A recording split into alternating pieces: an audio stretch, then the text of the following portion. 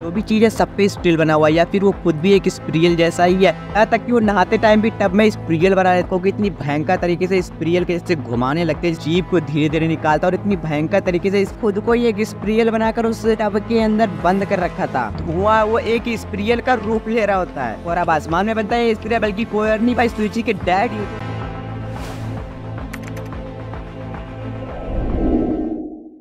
Uzumaki मांगा का अगर तुमने पहला पार्ट नहीं देखा तो अभी जाकर देखो, मैंने डिस्क्रिप्शन में लिंक दे दिया, क्योंकि बिना उस पार्ट को देखे तुम्हें ये पार्ट बिल्कुल भी समझ में नहीं आने वाला। और जिन्होंने देख रखा उन्हें बता दो ये वीडियो इसलिए लेटे क्योंकि बगल में ही 4 दिनों से कोई डीजे के साथ जीते जीते का जैसे ब्राउ ब्राउ कपूतारिया।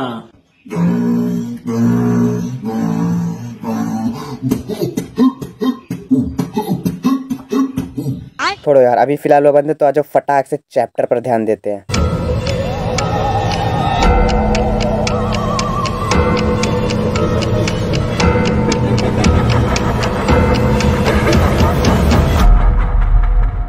दी स्पिरल ऑब्सेशन पार्ट 2। तो कहानी वहीं से स्टार्ट होती है जहाँ सुइची के पिता के डेड बॉडी को जलाया जा रहा होता है, और उसके डेड बॉडी के जलने पर जो धुआं निकलता है वो आसमान में एक स्पिरल की तरह इकट्ठा हो रहा था। और इसे देखकर सभी लोग चौंके हुए थे कि आखिर ये हो क्या रहा है। और फिर देखते ही देखते शहर के एकदम बीचों बीच ड्रैगन फ्लाई नाम का तालाब होता है, जहाँ पर ये स्मोक धीरे धीरे नीचे की तरफ आने लगता है उसी तालाब में। और इतने में सुइची की माँ अचानक से बहुत ही जोर जोर से चिल्लाने लगती है। फिर सुइची उन्हें चुप कराने की कोशिश करता है, लेकिन उसकी माँ चुप नहीं होती। उसे ऊपर देखने को कहती है कि ऊपर देखो वहाँ तुम्हारे पिताजी हैं। सुइची कहता है नहीं माँ, सिर्फ एक कोइंसिडेंस है, वो डैड नहीं है। तभी उसकी माँ कहती है नहीं वो वही हैं। और तभी सुइची ऊपर की तरफ देखता है जहाँ एक भयंकर नज़ारा देखने को मिलता है। वहाँ पर उसके डैड की शक्ल बन रही होती है। अब ऊपर इतना भयंकर नज़ारा देखकर सुइची को कुछ समझ नहीं आ रहा था। तभी उसकी माँ भी जोर से चिल्लाई जा रही है, वो भी रुकने का नाम नहीं ले रही। सुइची घबरा जाता है कि आखिर उसकी माँ को हो क्या गया, कोई तो एम्बुलेंस को कॉल करो। और फिर सुइची की माँ को कुरोजो हॉस्पिटल लेकर जाया जाता है। अब वहाँ काबू में नहीं थी, वो जोर जोर से चिल्लाई जा रही थी। उसके मन में सिर्फ बार बार आसमान में बनी वो शक्ल ही आ रही थी, जो कि उसे बहुत ज्यादा परेशान कर रही थी। वो एकदम पागलों की तरह हरकत करने लगी थी। तभी नर्स कहती है कि डॉक्टर आते ही होंगे, और ये कहकर नर्स अपना सर जो है थोड़ा पीछे की तरह घुमाती है। और फिर क्या उसके बाल जो है वो एक स्पिरल की तरह बंधे हुए थे। और ये देखकर उसकी माँ की आंखें और बाहर आ जाती है, वो और बुरी तरह से परेशान होने लगती है। कहती है कि स्पिरल को जल्दी से यहाँ से दूर लेकर जाओ। और फिर कुछ देर बाद पता चलता है कि उसकी माँ को स्पिरल को लेकर एक फोबिया हो गया है, मतलब कि लाइक एलर्जी टाइप। उसकी माँ को स्पिरल से नफरत हो गई, वो उसे देखकर झेल नहीं सकती। अब इस फोबिया की वजह से उसके आसपास सारी जो स्पिरल जैसी चीज दिखती थी उसको हटा दिया जाता है, यहाँ तक कि उसके बालों को भी काट दिया जाता है। और फिर थोड़ा टाइम बीतता है, और फिर हॉस्पिटल में जब कोई नहीं होता तो उसकी माँ के रूम के पास भी कोई नहीं होता, और उसकी माँ अकेले बैठी होती है। और फिर वो अचानक अपने हाथों को देखने लगती है,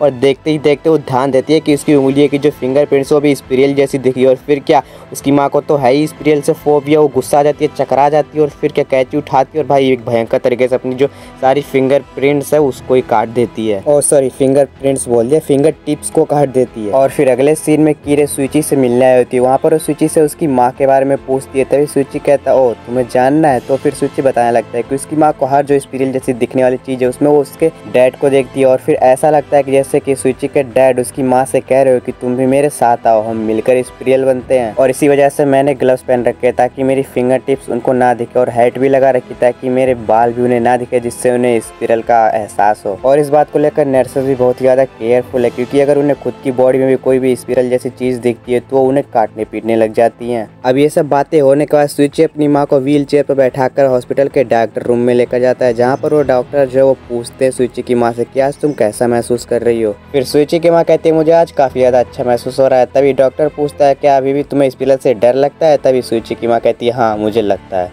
अब डॉक्टर कहता है अच्छा तो ऐसी बात है। और फिर थोड़ा सोचने के बाद कहता है अब तुम्हें मिदोरियामा के साइकेट्रिस्ट के पास भेजना चाहिए। और इधर ये सब बातें चल ही रही होती है कि तभी सुइची की नज़र जो है डॉक्टर के पीछे दीवार पर लगी एक पोस्टर पड़ती है, जहाँ ह्यूमन बॉडी के पार्ट्स के चित्र बने हुए थे। और ये देखकर भाई सुइची बुरी तरह से घबरा जाता है, क्योंकि वहाँ पर ह्यूमन बॉडी में जो ईयर के पार्ट्स को भी एकदम क्लियरली दिखाया गया। और ये देखकर भाई सुइची एकदम से घबरा जाता है, क्योंकि ह्यूमन बॉडी के जो ईयर का पार्ट होता है उस पर भाई एक स्पिरल टाइप का पार्ट होता है जिसे कोकलिया कहते हैं, और ये एकदम स्पिरल जैसा दिखता है। अब ऐसे मैं स्पिरल को कभी कभी स्पिरल प्रोनाउंस कर देता हूँ जो कि गलत है, तो फिर थोड़ा मैनेज कर लेना। और फिर अब यहाँ स्टोरी में आता है जहाँ पर सूची की ऐसी हालत को देखकर डॉक्टर पूछता है सूची आखिर तुम्हें हुआ क्या, तुम्हारे साथ क्या गलत हो रहा है, इतने घबराए हुए क्यों। तभी सूची कहता है नहीं कुछ नहीं हुआ, सॉरी मुझे माफ़ करना। तभी डॉक्टर कहता है क्या मेरे पीछे दीवार पर कुछ ऐसा है जो तुम्हें परेशान करे, और फिर वो पीछे मुड़कर देखता है कि तभी सूची जोश जलता है नहीं वहाँ पर कुछ नहीं है, पीछे मत देखिए। तभी सूची की माँ कहती है तुम इतना चिल्ला क्यों रहे हो, आखिर क्या है ऐसा पीछे। और फिर थोड़ा शोर शराबे के बाद ये मामला पर ख़त्म होता है और फिर एक शांत सीन दिखाया जाता है जहाँ सूची की माँ जो अपने हॉस्पिटल के कमरे में होती है वहाँ पर सूची भी अपनी माँ के साथ होता है। तभी उसकी माँ कहती है कि वो मिदोरियामा नहीं जाना चाहती। सूची कहता है लेकिन क्यों, वहाँ पर यहाँ से ज़्यादा बेटर फैसिलिटीज़ है, क्या आप अपने आप को ठीक होता नहीं देखना चाहती, ऐसे ही खुद को कब तक हर्ट करती रहेंगी।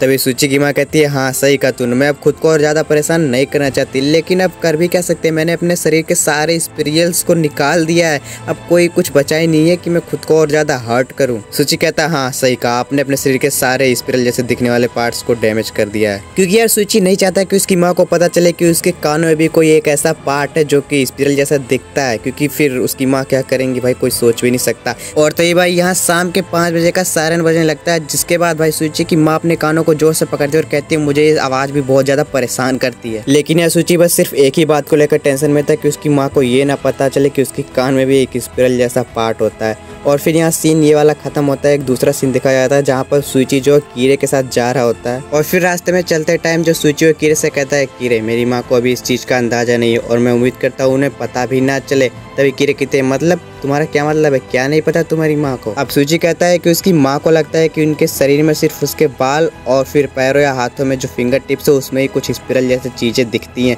लेकिन उन्हें एक चीज़ का अंदाजा भी नहीं है। लेकिन अभी ये सब बोलने के बाद भी कीरे के समझ में कुछ नहीं आ रहा था कि आखिर ये सूची जो बोल क्या रहा है। और फिर तभी सूची अपने कान की तरफ इशारा करता है और फिर जमीन पर जो है कान के पार्ट को बनाते हुए कीरे को समझाने लगता है कि हमारे कान के अंदर जो सेंसर है जिसको हम कोक्लिया कहते हैं वो भी एक स्पिरल जैसा ही दिखता है। और हैरानी की बात तो ये मतलब सबसे दिक्कत की बात तो है कि वो एकदम स्पिरल जैसा दिखता है, बिल्कुल सेम टू सेम।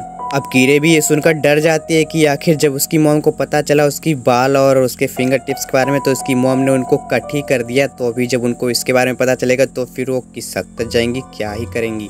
और अब इन बातों के बाद हमें हॉस्पिटल का सीन दिखाया जाता है जहाँ पर सूची की माँ हॉस्पिटल में अपने कमरे में सो रही होती है कि तभी एक कान खजूरा आता है और उनके कानों में घुसने लगता है, जिस वजह से सूची के मॉम की आँख खुल जाती है और फिर वो घबरा कर उठती है और एक घड़ी लेकर उस कन खजूरे के ऊपर दे मारती है। और फिर जब वो घड़ी उस कन खजूरे के ऊपर टच होती है तो तुम्हें पता है इस टाइप के जो कीड़े हैं भाई वो कुछ मतलब लगने वगैरह पर वो कुछ स्पिरल जैसा ही बटुर जाते हैं, मतलब सिकुड़ जाते हैं। तो फिर ऐसा ही इसके साथ भी। और फिर क्या जब ये कन खजूरा जो है स्पिरल जैसा मतलब सिकुड़ा तब भाई उसकी माँ को सिर्फ एक ही चीज़ दिखी, उस कन खजूरे में भाई उसे अपने पति की शक्ल दिखने लगी जो कि उससे लगातार कह रहा था क्या तुम्हें एक चीज़ के बारे में पता है, तुम्हारे शरीर के अंदर अभी भी स्पिरल है।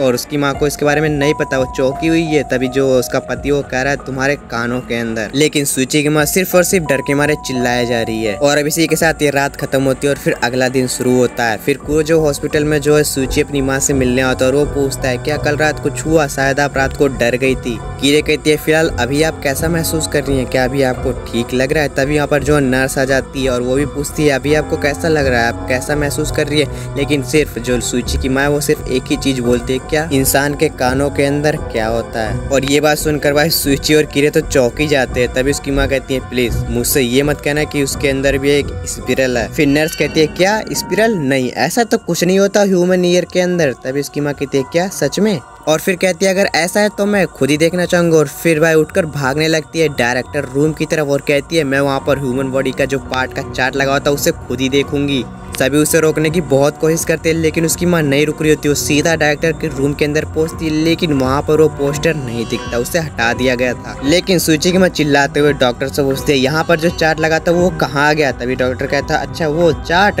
वो तो आउटडेटेड हो गया था, एक्सपायर हो गया था, मतलब उसको ज्यादा दिन हो गया था तो मैंने उसे हटा दिया। लेकिन सूची की माँ कहाँ रुकने वाली, वो उस डॉक्टर से भी पूछती है क्या हमारे कान के अंदर कुछ स्पिरल जैसा पार्ट होता है। तभी डॉक्टर कहता है क्या स्पिरल, नहीं ऐसा तो कुछ नहीं होता। लेकिन सूची की माँ गुस्से में बोलती है नहीं मुझे देखना है दूसरा चार्ट का है, हॉस्पिटल में कोई और चार्ट भी तो होगा। तभी जो डॉक्टर वो कहता है नहीं यहाँ सिर्फ हॉस्पिटल में एक ही चार्ट था और अब भी वो नहीं है। लेकिन भाई सूची की माँ अभी भी नहीं रुकती, वो हॉस्पिटल में जो भी बुक्स मिलती है उसे सबको उलट पलट कर देखने लगती है और वो पता लगाने की पूरी कोशिश करती है कि आखिर कानों में कौन सा पार्ट होता है, उसके पार्ट में क्या स्पिरल है। लेकिन यहाँ पर अभी सभी सूची की माँ को जो रोकने में लगे हुए कि ऐसा कुछ नहीं है, तुम्हें ये सब किसने बताया, आखिर तुम्हें इस सब का पता कहाँ से लगा, किसने ये गलत चीज तुम्हें बताई। सूची की माँ कहती है नहीं ये गलत नहीं है, कल रात तुम्हारे पिता ने मुझसे का कि हमारे कान के अंदर भी एक स्पिरल है। सुइची कहता है माँ आखिर आप ये क्या बोल रही है, आपने कोई सपना देखा हो, क्योंकि डैड जिंदा नहीं है, वो मर चुके हैं। अब ये सुनकर सुइची की माँ थोड़ा सा रिलैक्स फील करती है और फिर वो चुपचाप अपने रूम की तरफ चली जाती है। उसे भी यकीन होगा कि हाँ शायद ये सपना ही होगा। और फिर यहाँ सुइची जो डॉक्टर को थैंक्स कहता है कि अच्छा वो आपने उस पोस्टर को हटा दिया। तभी डॉक्टर कहता है हाँ पोस्टर को तो हटा दिया, अभी तो फिलहाल वो ठीक है, लेकिन इन्हें अब स्पेशलिस्ट ट्रीट की बहुत ज़्यादा ज़रूरत है। इन्हें जल्दी से जल्दी मिडोरियामा में लेकर जाना होगा क्योंकि इनके ऊपर बहुत ही बुरी तरीके से खतरा है। ये फोबिया ज़्यादा ही गंदी तरह से इन पर असर कर चुका है। और अभी भाई इतनी सब बातों और अजीब अजीब हरकतों के बाद यहाँ पर रात का सीन आता है जहाँ पर जो है सुइची की माँ हॉस्पिटल में अपने कमरे में होती है। वहाँ पर नर्स आती है, उनको कुछ दवाइयाँ वगैरह लगाती है, कुछ ग्लूकोज जैसा चढ़ा नहीं जाता वैसा ही होता है, पता नहीं ये ब्लड है या ग्लूकोज है, कुछ तो दवाई होगा भाई मुझे क्या मतलब। लेकिन यहाँ पर जो नर्स उसकी माँ को कहती है यहाँ पर ये तुम्हारी आखिरी रात है और उसके बाद तुम्हें मिडोरियामा में ट्रांसफ़र कर दिया जाएगा, तो अभी आराम से सोना, बाय गुड नाइट। और फिर इतना कहने के बाद नर्स जो है उसके रूम से चली जाती है। और फिर क्या भाई नर्स के वहाँ से जाते ही उसकी मॉम को जो बोतल मतलब चढ़ाई जा रही होती है उसमें जो उसकी दवा जो है जब नीचे की तरफ उसकी बॉडी में जा रही होती है तो उसके थोड़े प्रेशर से जो वो दवा थोड़ा सर्कल टाइप में घूमने लग जाता है। और भाई जब सर्कल में घूमता है तो कुछ स्पिरल जैसा ही बनता है और फिर उसकी मॉम की नज़र उसी पर पड़ती है। और फिर क्या जब उसकी मॉम उसे घूमता हुआ देखती है तो सिर्फ और सिर्फ मुझे स्पिरल नज़र आता है। और जब स्पिरल नज़र आता है तो वो उसमें सिर्फ अपने पति को देखती है जो कि बार बार उसकी माँ से कह रहा होता है, मतलब सुइची की माँ से कि तुम्हारे कान में स्पिरल है, तुम्हारे कान में स्पिरल है। और फिर क्या सुइची की मॉम बहुत ज़्यादा घबरा जाती है और डर जाती है। वो अपना जो ग्लूकोज मतलब फिर ग्लूकोज करवाई वायर वगैरह पाइप वगैरह सब कुछ उखाड़ के फेंक देती है, बोतल वगैरह तोड़ती है, लेकिन पाइप जो जब वो नीचे की तरफ फेंकती है तो वो भी ऐसे गोल गोल ही मतलब इकट्ठा हो जाता है। और ये देखकर भाई उसकी माँ का दिमाग फिर से और ज़्यादा खराब हो जाता है। उसके कान में बस एक ही आवाज़ गूंज रही है कि तुम्हारे कान में स्पिरल है, तुम्हारे कान में स्पिरल है। और फिर क्या पगला सा जाती है और फिर तुरंत मतलब वहाँ ड्रॉर में से कैंची को निकालती है और फिर क्या एक गंदी नज़र से कैंची को देखती है और फिर ले भैया ओम फो धर्राए दे काट गई। और फिर अगले दिन न्यूज में आता है कि उसकी माँ जो है सुइची की वो स्पिरल का शिकार हो गई। और अब भाई इतनी बुरी तरीके से मरने के बाद उसके जो बॉडी को फेस को पट्टियों में लपेटा गया था तो फिर उसके बॉडी से भी आवाज़ आ रही थी क्या मैं लपेटी गई हूँ, मेरी बॉडी भी एक स्पिरल जैसी। भाई अब तो शांत हो जाए यार। लेकिन नहीं भाई मरने के बाद भी उसकी आत्मा से सिर्फ एक ही आवाज़ आ रही कि वो स्पिरल नहीं बनना चाहती। और फिर इसके बाद उसके फ्यूनरल के दिन जब उसकी बॉडी को जलाया गया तो फिर से आसमान में भाई एक ब्लैक स्मोक देखने को मिला जो कि स्पिरल जैसा रूप ले रहा होता है। और फिर इसी के साथ ये चैप्टर भी एंड हो जाता है। अब भाई इसके बाद भी काफ़ी सारे चैप्टर मतलब 18 चैप्टर से, क्योंकि टोटल उज़ुमाकी में 20 चैप्टर है तो वो बच्चे अगर तुम चाहते हो उसको भी ऐसे एक्सप्लेन करूँ तो कमेंट करना। एंड वो सारे चैप्टर भी मतलब एकदम से रिलेट नहीं करते, थोड़ा थोड़ा पिछले चैप्टर से रिलेट करते हैं तो तुम्हारा जरूरी था ये चैप्टर भी देखना। तो अगर पहले वाला नहीं देखा तो वो भी देख ही लेना। अब जा रहा हूँ, बाकी अभी तुम बता देना कमेंट में क्या करना है, क्या उज़ुमाकी के और चैप्टर्स चाहिए क्यों नहीं। वैसे भी जुंजीतो के भाई बहुत सारे क्रीपी मांगा से तोमा भाई बहुत सारे, मैं किस किस का नाम लूँ, बट अभी तो उज़ुमाकी ही चल रहा है। फिलहाल बता देना कमेंट में आगे और चाहिए यानी अभी के लिए बाय।